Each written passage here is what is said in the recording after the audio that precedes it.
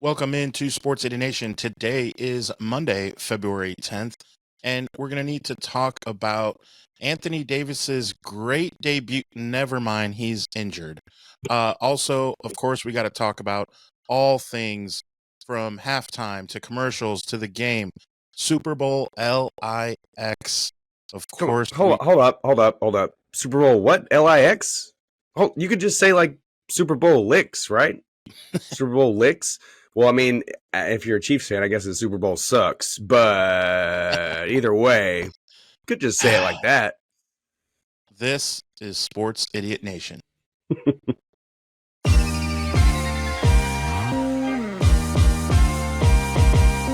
Sports, comedy, pop culture, and everything in between. By idiots, for idiots. Welcome, sinners. This is Sports Idiot Nation. Welcome into Sports Idiot Nation. I am Adam Reno, as usual, joined by, finally, T.I. back from the dead, his deathbed. Miles is back. Without Wi-Fi. He is in his home. He's getting the Wi-Fi. He's not rich like T.I. and I, so he doesn't have it yet. But That's right. I'm overjoyed to be back with my brother from Titans Idiot Nation. I'm so rich. I'm banished out into a storage shed in my own house to record. Yep, I'm so rich. For your studio. Exactly. So we are the weekly recap show that comes to you twice a week, every Monday and Thursday, for a bright and shining new episode. Spots. I was gonna say sports, pop culture, and everything in between, but spots too. Yep. Spots. There was a few spots where Kansas City looked halfway, like 10% decent. There were some spots, and that was about it. Yeah, with like 6 minutes left to go to the game. Yeah. So, okay, obviously we're going to talk Super Bowl. I want to get your take super quick on some basketball, just for a little bit. We'll make the listeners kind of hang. You know how when you watch the news, they keep the good stuff at the end, like the sports. Yeah, the they sports start off at the end. Start off with the cat in the tree. So our cat in the tree is Anthony Davis, who is on the shelf. Who started off strong. The breaking news. Nice first half there. 24-point first half. Was hitting threes. Had like 4 blocks. Had and like then went to go 14 block rebounds. Went to go think about blocking a shot and just like doubled over, like he threw up in his mouth a little bit or something. I don't know what happened. I mean, and NBA fans, Lakers fans, Maverick fans, whoever, all across the board, they're all just like, I can't believe that LA would move on from AD. And it's like, well, this is exactly why. I mean, yeah, he's a good rim protector, but you got to be on the court. Your best, ability is availability. And we've seen it time and time again with that guy. So and then their trade gets nixed. The Dalton Connect trade gets nixed, because dude, what's his name? Williams, Mark Williams? Malik Williams? Mark Williams, right? Fails his physical. I mean, come on, dude. I mean, first of all, Lakers and Lakers. What is the real difference between a physical in LA and a physical in Charlotte? I mean, come on now. Like, Charlotte knew if he was going to fail his physical, they knew that. Why did they even fool with that? I wonder if somebody in upper management caught some flack on the Connect trade and found some way to get out of it, because that's a potential star in the making there. I think we'll have to stay tuned on that, and reports will come out. Real quick, we take a look. The Lakers are the 5 seed out of the West, and they're 31-19. Dallas is 28-25, and they are the 8 seed. And we'll see how it shakes out. I will admit, LeBron is playing out of his gourd, and he has to. But we also would assume he can't sustain it. That he can't go for another 2 weeks straight of doing this. His hairline can't handle it. He needs his other 2 big threes there. He needs Bronny and Luka. Bronny, yeah, there's a new big 3 in LA. Right. They can combine for 60 points, and yeah, Bronny could have 3 points of a mop-up roll. Yeah, the other night LeBron and Bronny combined for 45 points. LeBron had 40 time. LeBron had 45 of them, but either way, it was a dynamic performance by the father-son duo. Absolutely dynamic. So it will be interesting to see, as it's Monday today, Luka may play. I don't know what's gonna. That's another thing too. Like, what's his estimated like debut? The 10th? Like, it is the 10th, right? Like, that's Right. Today's supposed to be it. Originally, it was supposed to be the 8th. Yeah, I mean they keep postponing it, and that has to play into it too. His conditioning. How about my boy Jimmy Butler, bro? I haven't really paid much attention. What's he done since he got to Golden State? Dropped like 25. They came back and won. They were down 24, and then they ended up winning and their biggest lead was like 25 at Chicago. So Jimmy Butler's debut, a solid one. He had an awesome under scoop layup, and he didn't know it's brand new teammates, so he doesn't know like who to look for some dap or anything. And Steph Curry's already icing his knees, and so they had a moment where they're like, so like they're best buddies, I guess. It's one game. We'll see. They hit the bingo hall up. I mean, they're fellow senior citizens. They probably have a lot to, get in common. They probably get ready for bed on non-game nights. Get ready for bed at like 7:30. Yeah, they send each other texts. Are you in bed? They watch the new Matlock with Kathy Bates, and compare it to the old Matlock. Sports, comedy, pop culture, and everything in between. Is that a perfect promo? I think that's an Instagram reel right there that we just created. So that's good. A reminder to follow us on Instagram and Facebook, wherever you get your social media at Sports Idiot Nation. So yeah, just a quick little update with the NBA. There's one team that has less than 10 losses, and that is the OKC Thunder. They are straight hooping. Yeah, they put it to my Grizz the other night. A little too late. That night. A little too late for the Grizz. Grizz had no Riz. They were down by 15 before you knew it. So the Cavs are right at 42-10. The Celtics, excuse me, and the Grizzlies are the fourth best team, and it's not debatable because they have the fourth best record. No, there's no debate, man. They're 17 losses. Good team. They're a good team, and they pulled off. They dumped Marcus Smart, pulled in some draft picks, picked up Marvin Bagley Jr. and Joe whatever. But I mean, hey, former number 2 and number 10 picks in the draft. So, that's not a bad little consolation prize there for dumping off some unwanted assets. So, right. So, yeah, just a little update on the NBA. A lot of stuff happening. So they try to take over Super Bowl week. So we'll show them some love. Let's get into, I texted Kelsey, our good friend who's been on the show, and she was just on last Thursday. Yeah, shout out to Kelsey for filling in lately. I appreciate you. Yeah. I texted her at the exact moment that it happened. We'll go through the commercials. I have them all listed here and get your thoughts.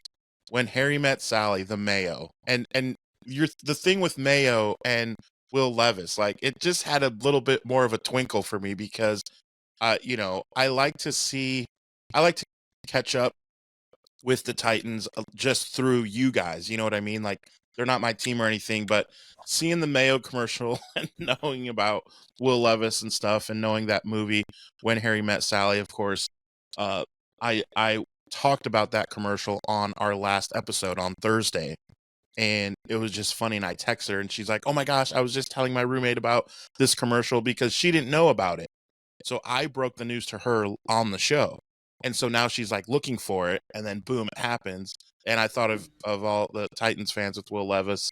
Obviously, you're old like me, so you do know the movie When Harry Met Sally. You do know that scene. Yeah. And I love how in the commercial, Billy's like, "Oh, this one's real." It was just clever. Yeah. Billy Crystal. Yeah, kiddos. Back in the day, Billy Crystal used to be a household name.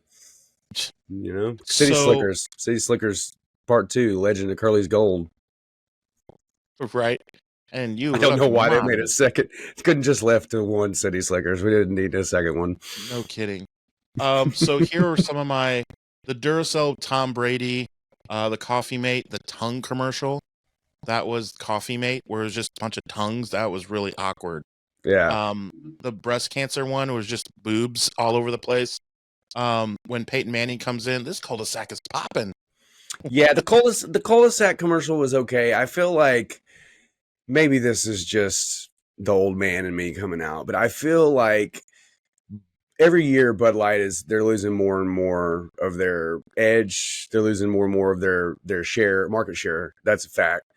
And they're buying up a lot of craft brands and repackaging them and just basically putting them out under the Anheuser-Busch name, but or Budweiser, or whatever. But I just feel like they missed the mark. Like that commercial, I feel like could have been a lot better. And by the end of it, I was just like, ugh, all right, let's drag this on a little more, So it's just like back in the day, they were always like the Budweiser frogs and, just like the whole what's up thing and all that. Like that was great. I mean, that was such a pop culture thing. I mean, that infiltrated into movies.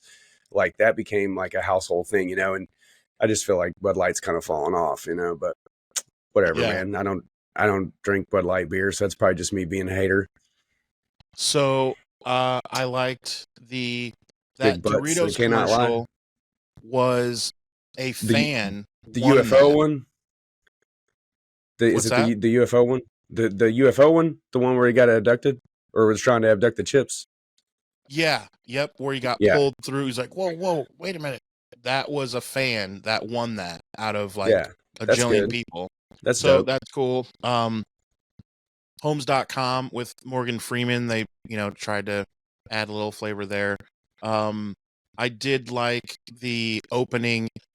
The Dunkin' Donuts was also for me a lot like what you just said, where, okay, they did it last year. They're trying to go over the top with it. Yeah. They're like looking for the jokes. I like the Matt Damon, one was pretty good. David He's Beckham. he's like, so are you like, how famous are you? Are you like Matt Damon famous? He's like, more like Ben Affleck famous. And he's like, oh, that's too bad. I thought that was pretty good. That's a shame. Yeah, that's a shame. Yeah, that's what he said. Just like Jerry Seinfeld, it made me think. Yeah. But my all-time favorite then was Seal, the Mountain Dew. That really did. Like, that wasn't a how much money joke. It was a real joke. How much money do they have to pay him to do that? I mean, that dude is so serious. They probably were like, look, you don't even have to leave your house, man. Just green screen it, send us your face. In. We will Adobe Premiere it on Seal. Yeah. Mountain Dew, man. They're just crazy. They're just like, they just catered to that complete absurdity. You know what which is weird to me, because it's like, what, like at some point, right? Like the whole boardroom of Mountain Dew years ago, we're like, all right, we got to switch. We got to change it up, right? What are we going to do? Yeah.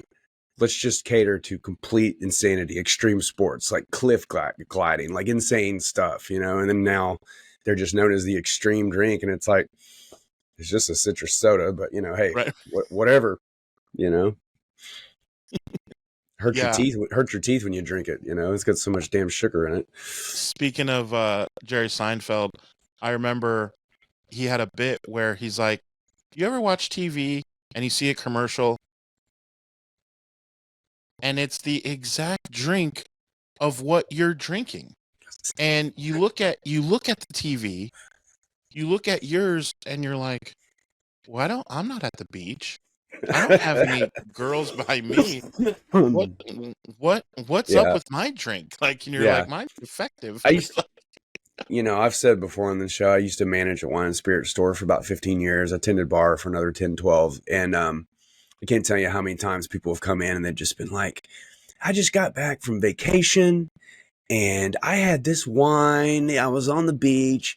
It was really cheap, but I swear it was the best, $5 Pinot Grigio I've ever had in my life. And can you order it for us? And I'm just like, we have 75 $5 wines over there. Do you think it had anything to do with the fact that you were sitting on the beach and you had no responsibilities and you were enjoying the sun? And yeah, exactly. So yeah, I feel Jerry Seinfeld's pain. Like, when I'm drinking my vitamin water, like I'm not doing upside down sit-ups like 50 Cent or anything, Exactly. So, but speaking of 50 Cent and doing upside down sit-ups, we'll get into the halftime show in a second. Let's get to the first half of the game. Punt to start the game. And already from the beginning, you saw that the Chiefs were not going to get all the calls as they got called for just a weird, you're Mhm. like, wait, they called it on the Chiefs? Like, whoa, this is really different. It's almost like as the game progressed and more penalties were on Kansas City, you're like, now you know what it feels like, Chiefs Yeah. fans. I feel like ever since they called that offensive PI on A.J. Brown in the beginning, from that point on, the calls were pretty fair. I Yep. didn't agree with that offensive pass interference. I was just like, are you kidding me? Like, what? I mean, I've seen more hand fighting in a preseason game, much less a Super Bowl, that Right. doesn't get called. So I was a little concerned there. I thought at that point on, they were going to nitpick and nickel and dime, but no, in the end, old Kermie had to go home empty-handed. Poor guy has to go home, listen to his wife yell at him. Patrick. And we didn't go through seeing Taylor Swift every 19 seconds. I don't remember seeing her one time, maybe one time. That one time, and they booed her, and she didn't really know what to think. She kind of laughed, but you could tell she was uncomfortable. Right. And then after that, it was like, she's lost her luster, So in the first half, the game really truly was, you hate to say, because a good team like Kansas City has the ability to come back, and they have. We've lost track how many times officially they have come back. It's just that many. Just this last season, we've lost track. Right. So they gave up 24 points in the first half and had 23, which is less, total yards. Yeah. That is the most bewildering stat you'll hear in, I will say, Super Bowl history. And there's there's another stat that stood out to me too. I'm not sure how many sacks they ended with. At one point they had 5. I think they ended with 6. I don't know. But they said this is Patrick Mahomes' career highest amount of sacks ever in a game in his entire career. And I thought, 5. I mean, how many times have you seen your quarterback take 5? And I don't mean Brock Purdy. I just mean you as a football fan, whoever's listening, seen your quarterback take 5 sacks in a first half. That's his like career worst. And I'm just like, man, no wonder the dude's so successful, He doesn't get hit, he's protected. He gets the calls. Like, yeah, it all came crashing down today, because they didn't even blitz. At one point they had 5 sacks. They blitzed 0 times. Yeah. He's just waltzing into him, Big Fangio. Well, I mean, he wasn't necessarily waltzing into him. I mean, they were getting bulldozed, but still, I mean, it's not like they were sitting in the house. No, for sure. And more first half stats. The very first play of the football game was a first down for Kansas City. In the second half, they had a goose egg. Or in the first half, they had a goose egg for first downs, other than the very first play. That was it. I mean, at one point, it was first downs. 22 plays in Kansas City territory to 1 in Eagles territory. The stats just keep going. 19 minutes and 59 seconds to 10 minutes and 1 second for time of possession. Rushing yards were 62-3. Passing yards was 117 to 20. And total yards were 179 against 23. Turnovers, too. That pick 6 to the exciting white, Cooper DeJean. It was his birthday, too. He's got a pick 6 in the Super Bowl on his birthday as a rookie. No. I mean, can't write it. You can't write that up. That guy got laid last night. I will say He did. So the game truly was over by halftime. There isn't much to say about the second half other than too little, too late. I mean, obviously KC got on the board and all that, but it was like Eagles switched to straight prevent. We're just like, do your thing, pad your stats, fix Vegas, cover the over, but we're not going to let you creep back into this game and get any kind of calls. No, it was donezo. And so now what I want to make sure everyone knows is the beef that has started in 2024 in March. And if we do a time, go back in time and go over all the things that have happened. And of course, I am talking of the Kendrick Lamar beef with Drake. And that is just a weird thing because it's so one-sided. So in 2024, in March, Kendrick Lamar appeared on Future and Metro Boomin's track Like That, where he dismissed the notion of a big three in rap, which was by J. Cole, kind of put that together. And then Drake responds, first person shooter and push-ups and tailor-made freestyle. These tracks, okay, they go back and forth for a little bit, but then it got personal when Kendrick threw in the disses about pedophilia, and that's where it like took that like, oh, like drop the mic kind of turn where Drake never recovered. And then just the little nuances of wearing the A minor chain and how he wouldn't say it, but then he let the crowd say it. And like, the crowd did say it. They like ate it up. They did. They were very loud. Now, here's what I don't like.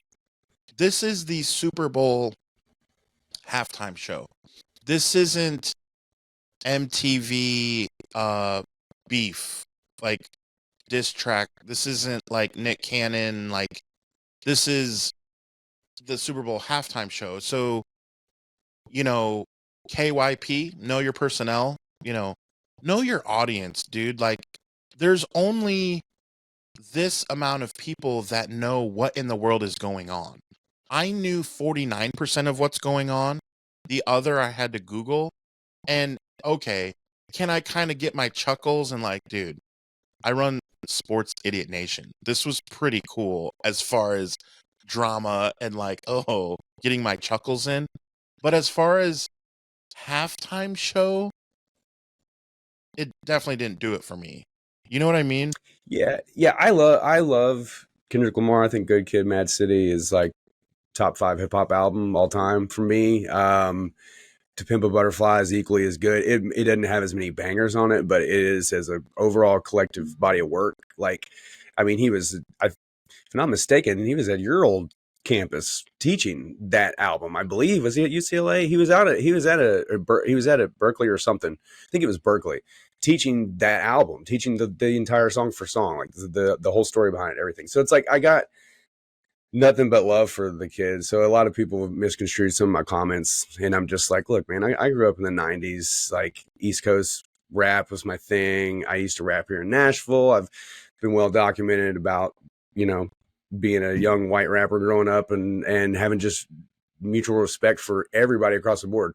Kendrick Lamar was one of those folks that brought me back into the love for hip hop. So I got a lot of love for Kendrick Lamar, but I thought the Drake stuff overshadowed what it could have been. And a perfect example was having Serena Williams up there, like, dancing on stage, you know, because that's Drake's ex-girlfriend. And I'm just like, it's just a little like kind of ridiculous. Like you said, give us a hip hop show, give us a great halftime performance. Don't give us a checkmate to Drake on the grandest stage because that's what you want to do, because you say you're not an industry rapper, so therefore you're going to go against the grain and do what you want to do. I get that. Like, I'm all for that. But I was just the whole show was a little confusing to me. I didn't know if he was going for a Squid Games vibe. I didn't know if it was PlayStation. Like, I just, there was a lot of like a lot of over game genre, like, or references, game over. You had the PlayStation looking controller, but also that's equivalent to Squid Games. You've got the Squid Games going against each other, him and Drake going against each other. So I'd like to kind of watch some of these music podcasters, or even get like Joshua Toomey's perspective on it, like on the symbolism and what all was really there. Because, you know, I just, going from the Eminem and 50 Cent and Dre and Snoop and Exhibit show, which was a full-on performance, to this, it just seemed one-dimensional. It seemed self-serving. It seemed, for lack of a better term, just juvenile, really, like more like ha ha ha ha ha. You know, that's kind of how I took it. So Nick Cannon. So I was waiting for Nick Cannon to come out. I enjoyed it. I thought it was very artistically done. The color schemes and stuff were cool, but overall, it just left me a little bit underwhelmed. Yeah. I have a comment on ESPN right now that is catching fire, and a lot of people are giving me shit for it. Well, your name of your page fits well, but it's like I kind of said, because in the end, it was they had ESPN at the picture of turn your television, saying turn your televisions off. And I was like, well, actually, a lot of people did turn their TVs off during this performance, but and of course, I'm catching it from all different angles, But I mean, for the record, though, like I said, I love Kendrick Lamar. I think he's dope. I think he's top 10 all time MCs. Maybe even top 5 when it's said and done. But I just thought the performance could have been so much more. I mean, Super Bowl performances are supposed to be performances, but whether you're the Black Eyed Peas or Katy Perry or Prince or the Rolling Stones or whoever, Tom Petty, like Paul McCartney. Yeah. I mean, it's just you need to, like you said, there's a small percentage of people that know what's going on, and that's not your target audience. Your target audience are the Joe Blows that have paid $10,000 for their tickets and $5,000 for their hotel and God knows what else. They're there to just eat it all up. Speaking of Paul McCartney, I love the cut to Paul McCartney going with Adam Sandler, like, oh, oh, hey, like that was the oddest thing to see. And Pete Davidson sitting next to Kevin Costner. You're like, what? What is this? Like, what is happening? It was just funny to see. Speaking of throwbacks, when you said Kevin Costner, we were not to go back to commercials, but I did kind of like the Harrison Ford Jeep commercial where he was talking about it was definitely too long, but I liked how he kind of like did the subtle nod to Han Solo, like on his counter there is like without the not the movie heroes. And in the end, he said, even though my name's Ford, like I thought that was a nice little jab, but. Yeah. It's kind of like the Pepsi Coke thing. I mean, they had to get permission to Ford to do that. So, it's not like there's anything subtle there. No kidding. So, another thing that I wanted to bring up was not the second half, but the NFL honors and the new class of the new guys going into the Hall of Fame, because there's a lot of talk about Shannon Sharpe and Eli Manning. Those were the two that I kind of wanted to get some thoughts down, because first of all, which set of brothers deserved to be the first set of brothers in the Hall of Fame? It is officially going to be the Sharpe brothers, but the body of work from Peyton needs no discussion. We're not going to waste a second talking about Peyton Manning. We don't need to. But Eli had a 500 record, threw too many interceptions, but you cannot speak about the story of the NFL without Eli Manning, because of the greatness of Tom Brady, which affects this, which is crazy to think. And of that one team that was arguably the greatest team Tom Brady ever assembled. They were literally undefeated. So I mean, I know it was the helmet catch, but so, which Tom Brady has said people still walk up to him and like mime that to him when he's in New York. Like he'll never get rid of it. It's got to be the worst. So, which set of brothers? We talked about this on the group text with Shannon Sharpe. He averaged about 92 catches, about 1,300 yards, and about 9 touchdowns per year. And when I texted you guys this, I said, boy, the only thing missing was the rest of his career because he only played 7 years. Yeah. And those 7 years were great, and you look at the numbers and you're like, boy, the only thing missing was, another 7 years, because that's what you would think it would take. Yeah. I mean, Sterling, Shannon for sure. Sterling, I mean, yeah. I mean, again, he was great, but You can't say, I can't. well, an injury cut him short. Well, an injury cut a lot of people short, Look and at they're Bo not in the Jackson. Hall of Fame. I mean, look at Bo Jackson. I mean, come on, man. Bo Jackson could have went down, as far as we know at this point, could have been the greatest running back the history's ever seen. But, you know, we didn't get to see it. And but if you poll 100 people, average football fans, you know, maybe 35 or older, and ask them which two brothers deserve to be in the Hall of Fame first, 90+% of them are going to say the Manning brothers. I mean, we've got 4 Super Bowls between the two. 4 Super Bowl wins. You know, we've got what? Peyton lost 2 or 1, just 1, right? Went to 3. Yeah, lost 1. And you've got people like Dan Marino, who is arguably one of the greatest quarterbacks that's ever lived, right? But he never won a Super Bowl, and he only went to 1. Yeah, I mean, so it's just like, how can you say that?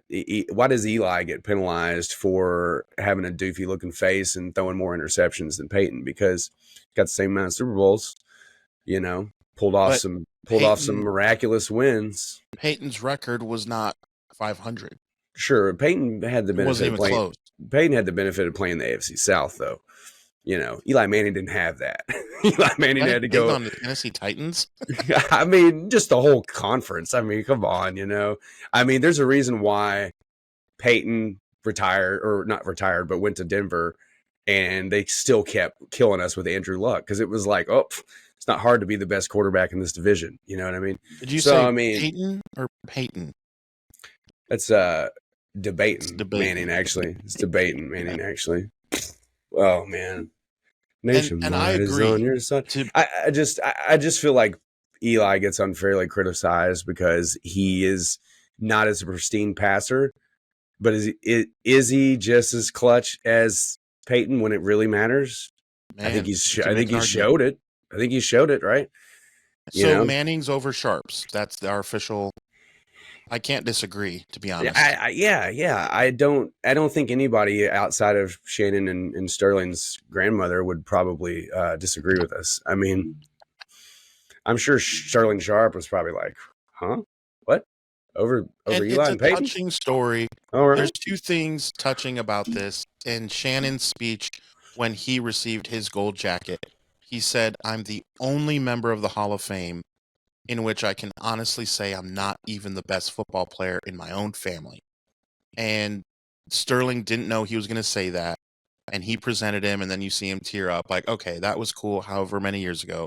Fast forward to now, Sterling walks down to his basement in his house and doesn't know, and his brother Shannon is there, and even as he's wearing a gold jacket, he's like, "What are you doing?"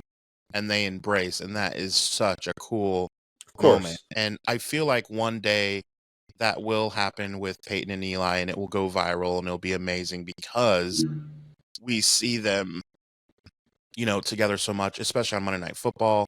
I do like to switch channels every once in a while when I'm done with Joe Buck and Troy Aikman, and kind of just see, especially who they're interviewing. When they interview Belichick, it's always such good info of breaking down X's and O's, and they'll be like, all right, watch this linebacker blitz, because the way that this defensive coordinator likes to do it, he likes to go around the outside, and so watch out here.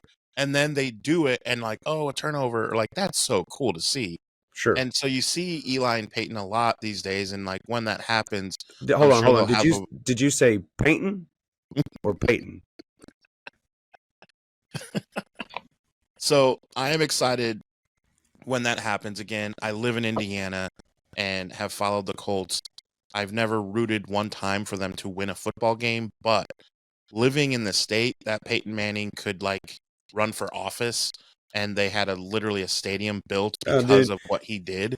Did you go to Titans games, and they wouldn't even be playing the Colts, and there'd be just people in the stands wearing Peyton Manning Colts jerseys, you know? And I was always, yes, dude.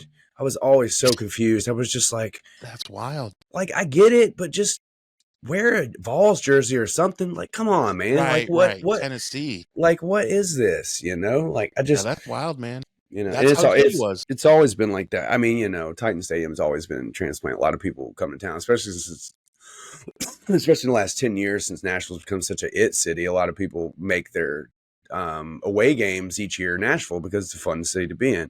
So like this year, the Jets fans just took over the city, man. Like literally took over the city. And they always do, so it's like, that's cool because they all come to the city and pump a lot of money. But the homers are the ones that I'm just like, what are you doing wearing a Peyton Manning Colts jersey to a Titans game? Like it's Titans Jags, I'm up in the stands looking around and I'm just seeing Peyton Manning jerseys everywhere. You kiss your mother with that mouth? Yeah. Basically. Yeah. But I mean, teach their own, man. People work hard. They spend their money on what they want, but it's just disrespectful, slap in the face, Right. Well, that wraps up officially the 2024-2025 NFL season. Only in memorandum, 2 more months till the UFL. In memoriam, in memoriam. And our countdown to the UFL begins. They tried to push that on a quick Super Bowl commercial. I laughed and laughed. Yeah, somebody was commenting on my stuff. They're like, well, I guess the UFO doesn't count anymore. I was like, yeah. How long do you really tune in? 3 weeks before you've lost interest? No, you've lost interest after 2 weeks. I mean, come on. Yeah. No offense, Memphis. Sorry, Memphis. We're trying. Memphis Showboats. I know you follow me on social media. We're trying. It's just not like, we'll talk about it if AJ McCarron throws for 5 touchdowns, you'll hear it on our show, but that's about it. Yeah. I'm looking forward to a break. I mean, I love football, but man, once we get to the point of this end of the year, we've been through so much. I mean, just in general, both our teams, Niners and Titans, both just awful seasons and just so stressful. It's just like nice to get a break and rebuild, regroup, rehash. We'll be excited for a fresh going start into the draft. I still think the Titans are going to trade back. I don't think they're going to hold foot at one. And there's a lot of buzz about Rodgers showing up here too as a bridge QB. So we'll see. He's got a house in Franklin, so I mean, he already has a house here. And it was documented well last night, right before the game, that the Jets have informed him that he probably won't be back. So, yeah, I have kind of heard that rumblings of the. I mean, if I was Rodgers and I had a house in Nashville and I was looking at our situation, I would be calling him up. Hey, you guys interested in quarterback? I mean, it's not like his agent has to do much work. I mean, his body of work speaks for itself. And it's like you and I, we were going back and forth last season comparing his stats with Josh Allen. It's like stats are almost identical to Josh Allen. Didn't have as many rushing touchdowns naturally, but I mean, is he really that washed? I don't know. So, well, let's end on this, the MVP. So, Joe Burrow's numbers completely squash both Allen and Lamar's numbers. And if you put a defense with the Bengals, I think Joe probably does not win comeback player of the year and just wins MVP. It's so stupid that he won that. How does a man die on the field, literally, and then not win comeback player of the year? Also, how do you win comeback player of the year twice? Because once you already won it, you came back. Like, you're back now. You're back. That's my thing, too. Like, you're here now. You're here now. Dalton, like, Dalton didn't not be in the league. He just wasn't good enough to play. Like, what? Like, is that a comeback player? Did he come back from? Where did he come back from? Like, he was already in the league, and that's just a weird. And how they not have that just be for Damar Hamlin, I'll never know. I mean, how is it not the? Yeah. First of all, this is where the NFL missed a boat. One, he should have won the award. Two, the award then should be changed to the Damar Hamlin Comeback Player of the Year award. Well, to be honest, no, it should be called the Alex Smith Award. True. That was a tremendous thing, but I mean, Damar Hamlin literally died. Well, but Alex Smith almost had his leg cut off. Well, true, but I mean, but we've seen stuff like that. We've seen Chris Sims almost, get his spleen ruptured. Things happen. We get that, but I mean, Damar Hamlin come back and do what Alex Smith did. He won 3 or 4 games that year, came back to the Redskins and did some stuff that's worthy of, in my opinion. Well, he's the reason we have Patrick Mahomes, so that's how I'm going to blame him. He should have just stayed in Kansas City until he couldn't even walk anymore, and then we just they had to move on from Patrick Mahomes and trade him to somebody else. Yeah. I talked about this in our group text. I can't remember. What were our final answers? Who did you say was going to end up winning the MVP, Lamar or Josh? I don't remember. I said there's an episode. I think it's probably about 4 weeks back. I think we talk about it, and we said up until the last like 2 weeks, it was Lamar's to lose. But the way that Josh Allen just started turning it on, we were So like, Lamar lost it then. Yeah, we were like both at that point. We were like, well, it's really going to come down to that final stretch because nobody was playing better football than the Ravens, team football. But as we look at the Bills, like, no offense to their personnel, but I mean, Josh Allen makes that team click. You know, Lamar Jackson didn't make Derrick Henry, you know, like Mark Andrews didn't make Derrick Henry, vice versa. I mean, Josh had less to work with. And so that's where you say who's more valuable than it is. But see, that's why I say Joe Burrow, because his numbers, not that it's a numbers game, like whoever has the best numbers, that's for Offensive Player of the Year. That's a different award. However, if your numbers are that far, I mean, go look at them. The numbers are that much exceedingly higher. And they almost made the playoffs and they weren't a good team. That speaks volumes because one guy, and not one, because Jamar Chase, his numbers dwarfed everyone as well. So, well, maybe I just talked myself out of it because maybe you could say, well, yeah, but he had Jamar Chase, I'm wondering if Lamar that's what I was, had, you know. Yeah, that's one of the things I'm wondering if up until this past offseason with Derrick Henry and Saquon Barkley, the NFL written off running backs. Now, both of them took team-friendly deals. Both of them put on historic seasons. Both of them had as good a shot as each to win the Super Bowl. Saquon did win the Super Bowl.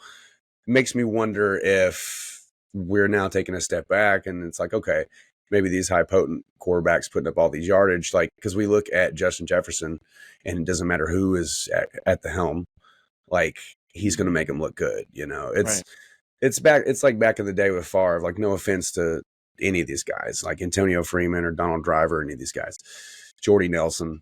I mean, Jordy Nelson still had Rodgers and Rodgers got a little bit of Driver, but let's be real.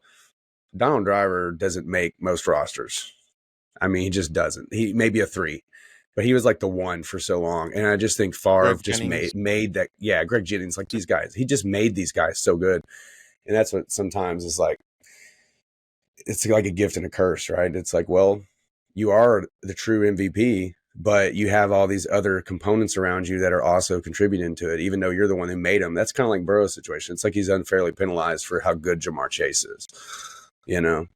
They're like, well, we expect that from you because you have Jamar Chase and you're Joe Burrow. But in reality, it's like that was a tough team. That was a tough team to win with this season. That defense. I mean, how many games was the final score like combined like 130 points or something? You know? Yeah, dude, you can't win football games giving up that much when Joe's giving you 35, 38, 41 points game. Yeah. And you're still losing, bro. Like you just can't do that. But that's why I guess at the end of the day, think it's fair that Josh Allen ends up winning it again. I did see a regular season award. Yeah, I was going to say, I did see somebody say, well, if it's about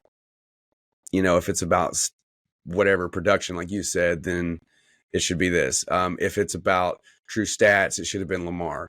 If it was this, it should have been this. If this was all about making somebody feel good about themselves, then that's what this award was. And, you know, there's a part of me too that's like, it's like, well, here we are. We saw the heartbreak again in the playoffs. He deserved it, even though there could have been an argument. Lamar Jackson probably could have won it, but maybe they decided to just give it to him. So I don't know. I'd love to be able to be a voter, but I also would not want to have that burden. They went for the DEI hire. Yeah, pretty much. Safe play.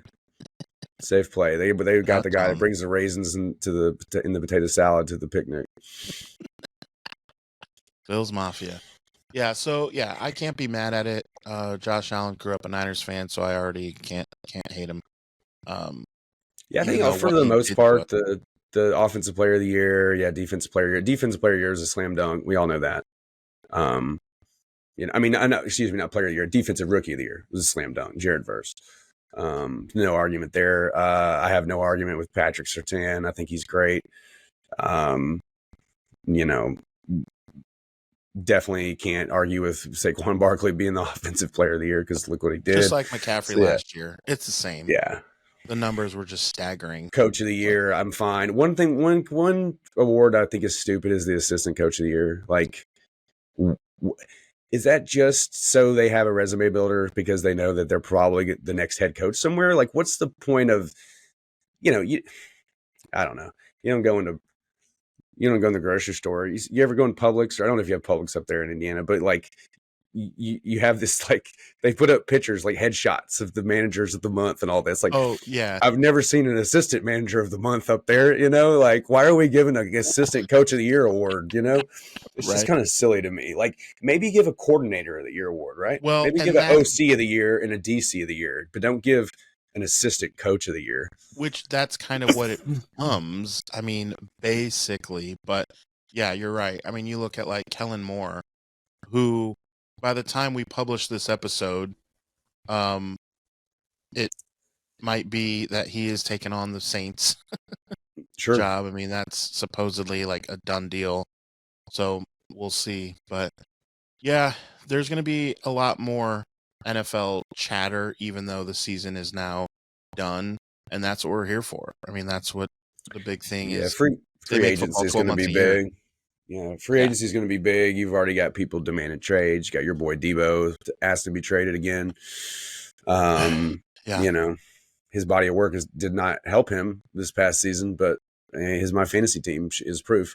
But he's still a bowling ball out there when he's out there. He's still awesome. I'd take him in the Titans. I'd love to have him as a return man and a slot receiver. Ooh, right? I'd eat that up. He would be fun, for sure. Yeah, I'd eat that up. He would look good in those colors because it is close to Sports Idiot Nation colors. We got some Niner red in our Sports Idiot Nation, and then you got your one-tone blue. And we've got a new stadium coming out too. Who knows? Titans may pull a fast one on us. Alternate the uniforms up a little bit. You never know. Right. So one thing we will never do, switch it up on you. We know you can always count on us. Facebook, Instagram, all the usual suspects, wherever you grab your social media, hit us up. Sports Idiot Nation. Always catch us on YouTube is the most fun way to watch. Our gear is also in the show notes. Hit the link there. You can grab a cool mug for your coffee or whatever you like to put in this cup. It's always full. Your cup is always full with Sports Idiot Nation. That's right. That's we'll end with that. Your cup runneth over with comedy, sports, and pop culture. And everything in between. We will see you Thursday. Okay, all you sinners, follow Sports Idiot Nation on TikTok, X, and Instagram. Like us on Facebook, and remember the most fun way to watch us is on YouTube every Monday and Thursday.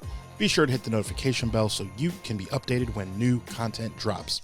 Remember, the podcast can also be found on the usual suspects of Apple Podcasts and Spotify. Always remember, don't be an idiot. Sinner.